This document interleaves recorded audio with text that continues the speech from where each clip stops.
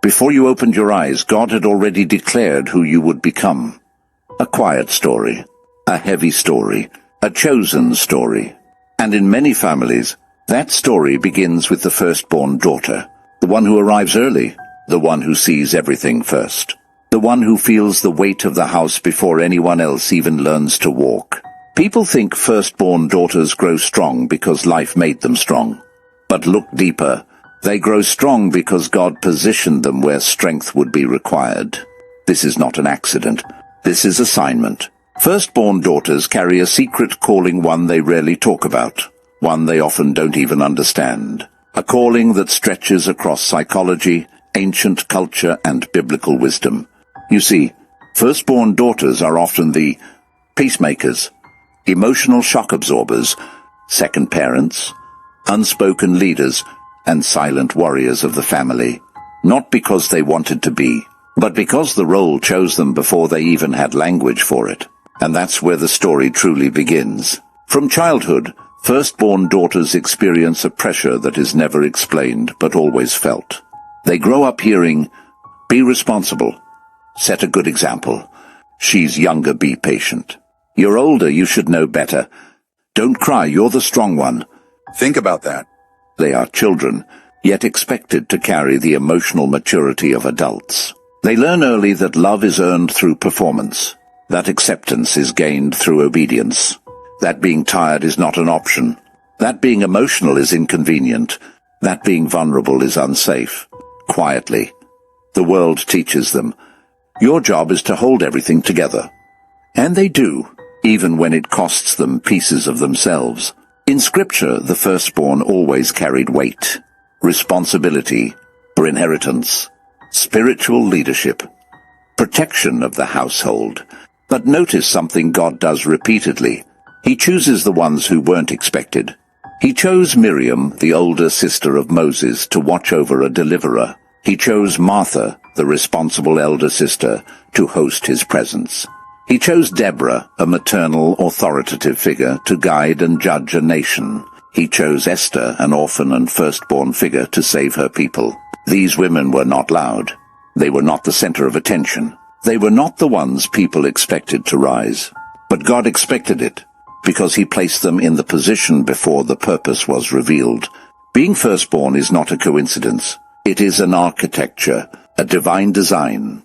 Psychologists say firstborn daughters develop hyper-awareness, emotional maturity, leadership instincts, self-sacrificing tendencies, perfectionism, high empathy with high suppression, invisible resilience.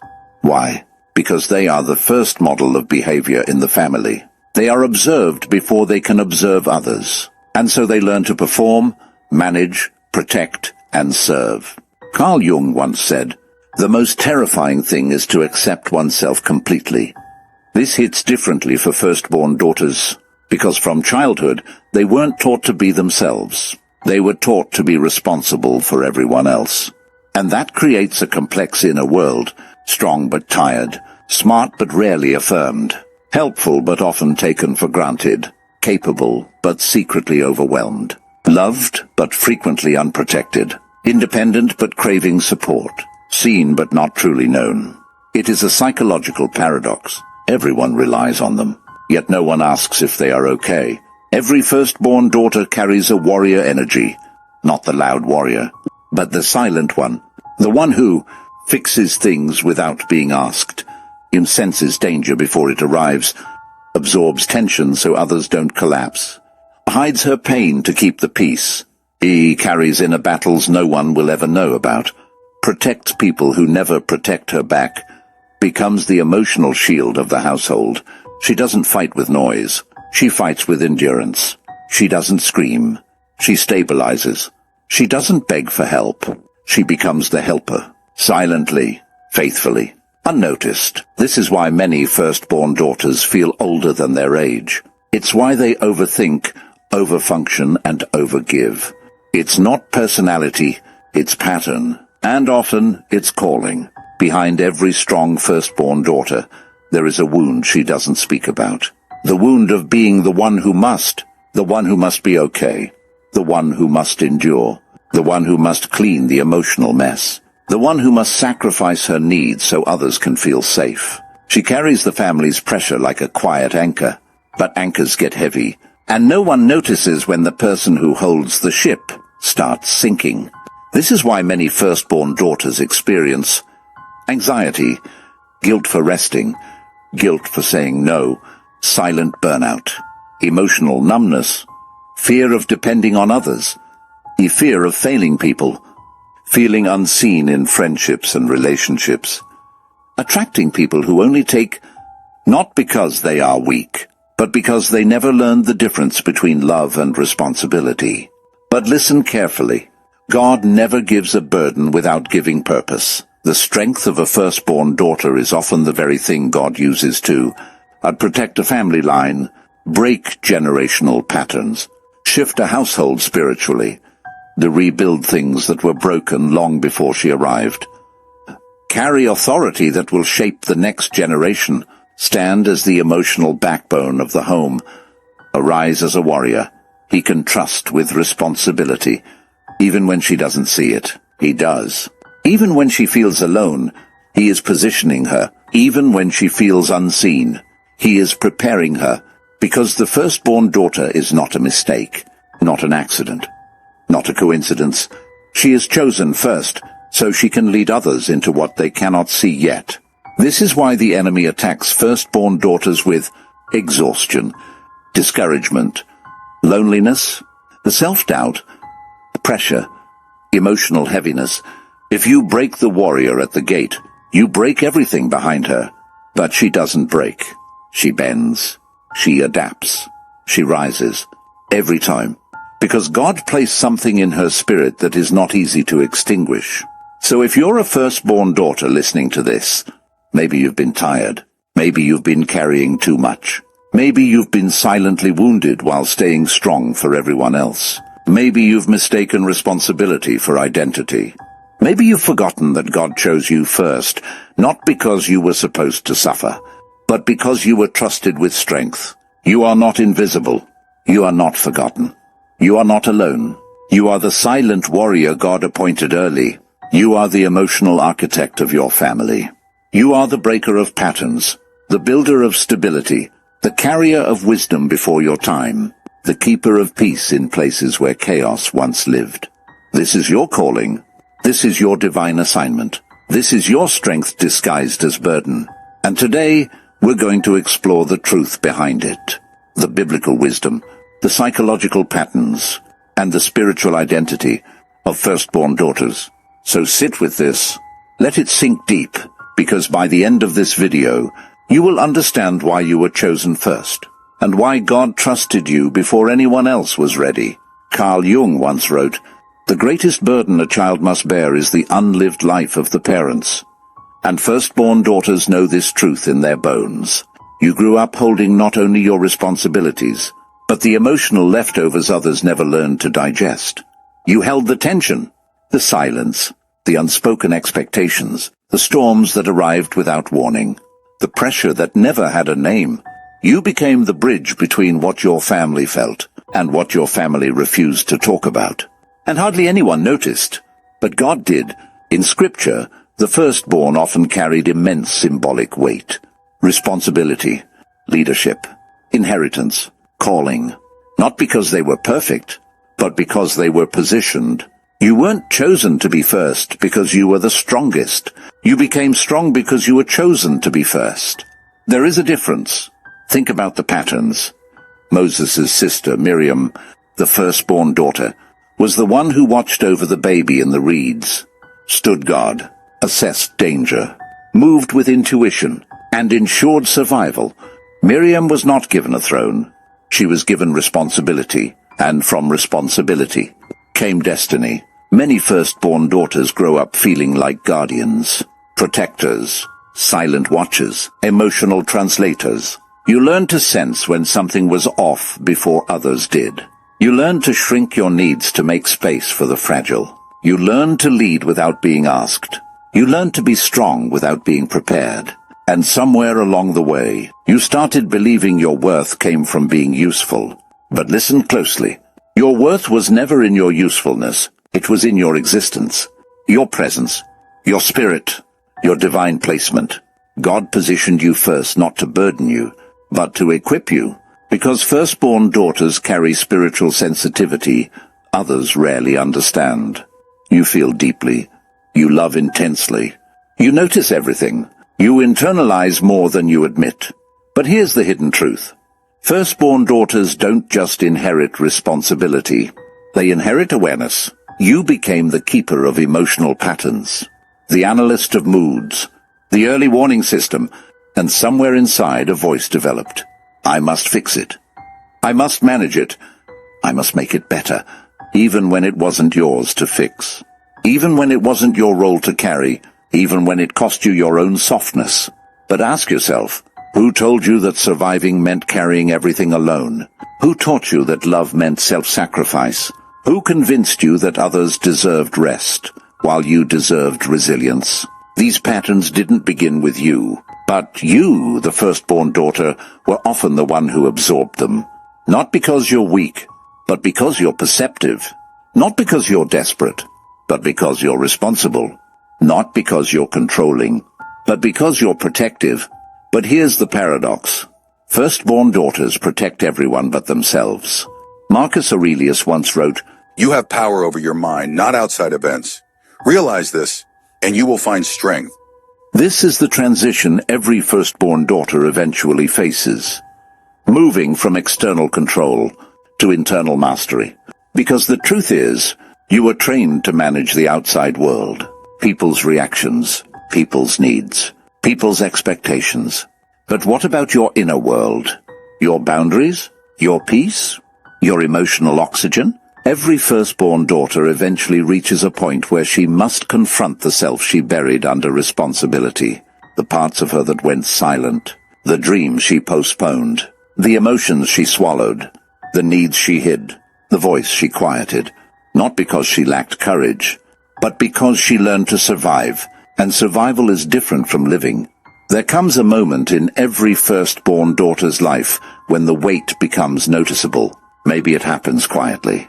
Maybe it happens suddenly. Maybe it happens after years of holding everything together so tightly that your own needs became background noise. But eventually something in you whispers, I can't keep carrying all of this. Not out of weakness, but out of awakening. Because the firstborn daughter has a strange ability. She can hold the world together. Even as she privately unravels, she can smile with discipline, comfort with strength, perform with excellence, and collapse only when the door is locked and the lights go out. People see her competence. People admire her reliability. People trust her stability. But few ever ask, who stabilizes you? Who checks on you? Who holds the one who holds everyone else? Sometimes the answer is no one, and that's why her soul grows tired. But tiredness is not failure. It is revelation. It is the soul saying, you were never meant to be the emotional parent of adults. You were never meant to absorb what others refuse to heal. You were never meant to sacrifice your inner world for someone else's comfort. This is where the spiritual dimension becomes impossible to ignore. Because when God places a firstborn daughter in a family, He doesn't just place a child, He places a pattern breaker, a watchtower, an intercessor, a guardian, a sensitive spirit with divine antennae. You feel what others overlook. You sense danger before it arrives. You see through emotional fog when others are blind. You don't just read situations, you read souls. And yet, that gift can turn into a wound when used without boundaries. In many families, the firstborn daughter becomes the emotional regulator. She notices when someone is angry, and she adjusts herself. She notices when someone is disappointed, and she overperforms. She notices when someone is hurting, and she becomes caretaker. But who taught her that empathy meant self-erasure? Who taught her that understanding meant tolerating everything? Who taught her that love meant never saying no? These patterns go deep. They shape how she forms relationships, how she manages conflict, how she handles stress, how she interprets silence, how she gives more than she receives. Often without realizing it, the firstborn daughter becomes the one who apologizes first, the one who tries hardest, the one who forgives quickest, the one who carries the emotional labor, the one who smooths the edges of chaos, the one who never wants to be a burden. But ask yourself, where did you learn that your emotions disrupt the peace?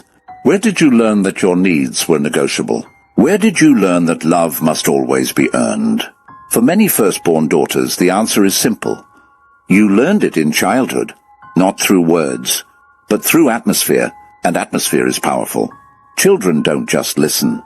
They absorb, interpret, adjust, become. You became what the family needed, even when it cost you parts of yourself. Friedrich Nietzsche once wrote, "There is no beautiful surface without a terrible depth." This explains the paradox of the firstborn daughter.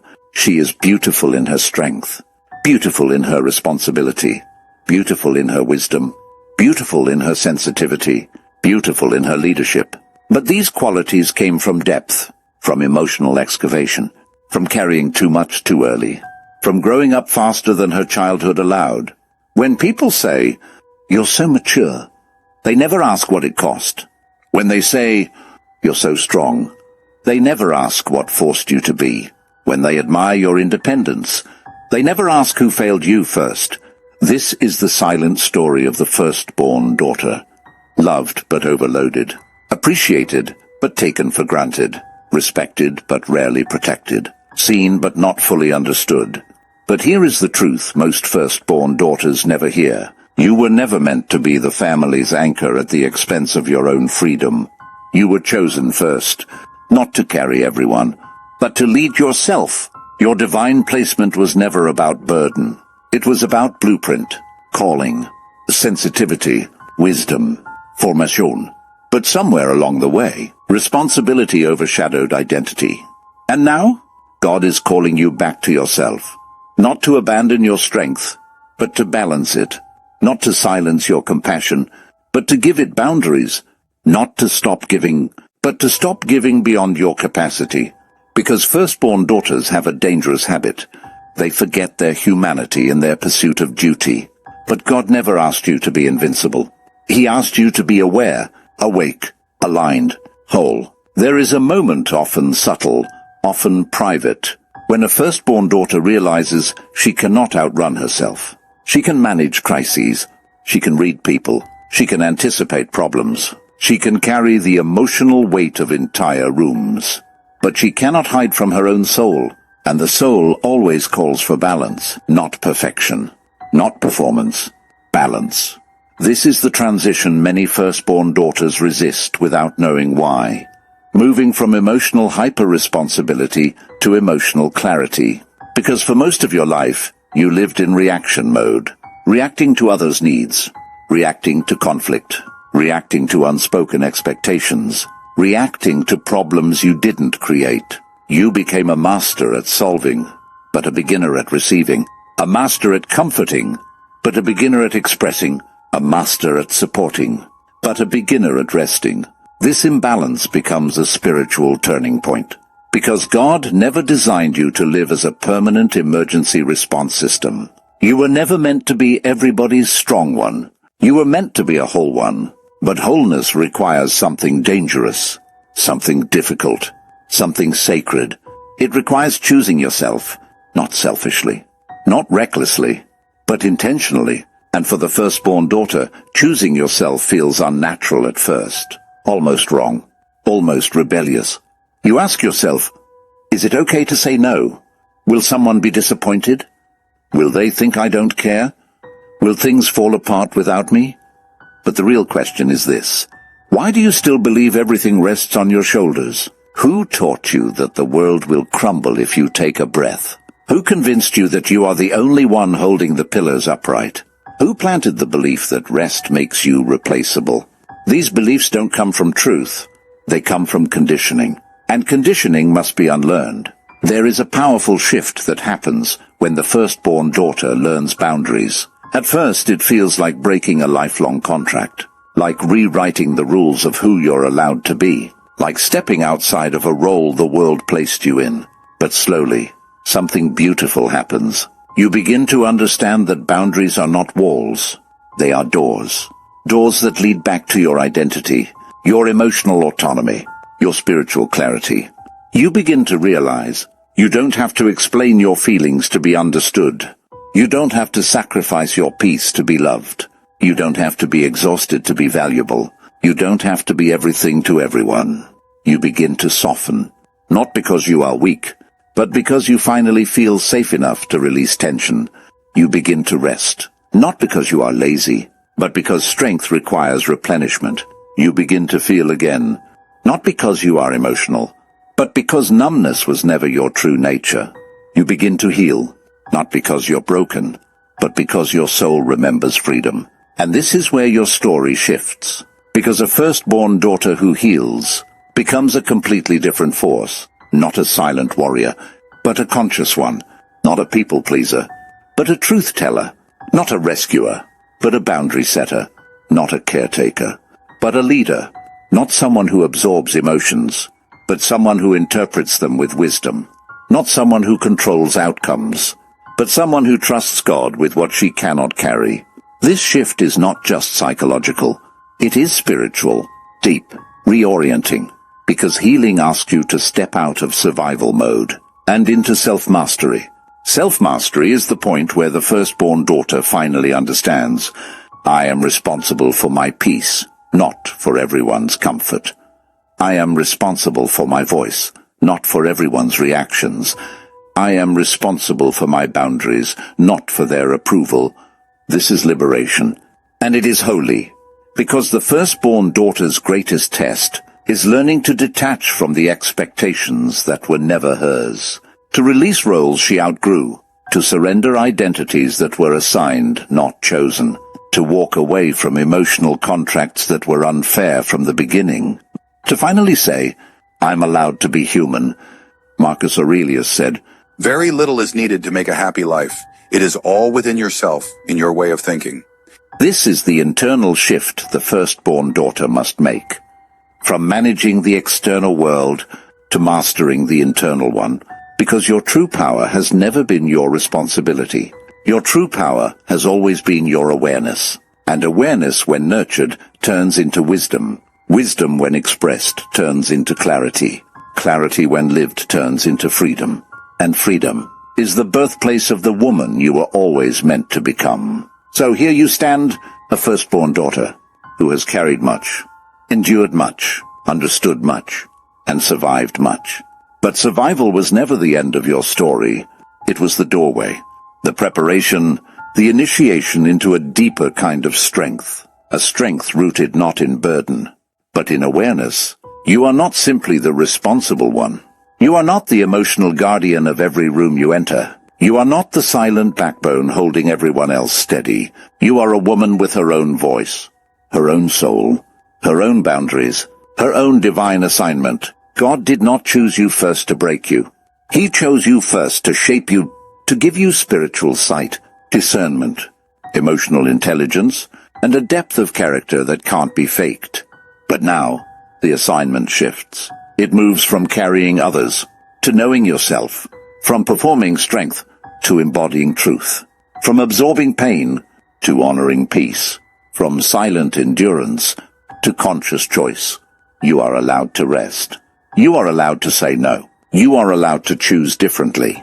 You are allowed to rewrite the story. You are allowed to be whole, because the world doesn't need another exhausted firstborn daughter with a buried heart and silent wounds. The world needs the awakened one, the one who knows her power, the one who honors her emotions, the one who leads from a healed place, the one who chooses herself and still chooses love, but wisely, strongly, and with boundaries.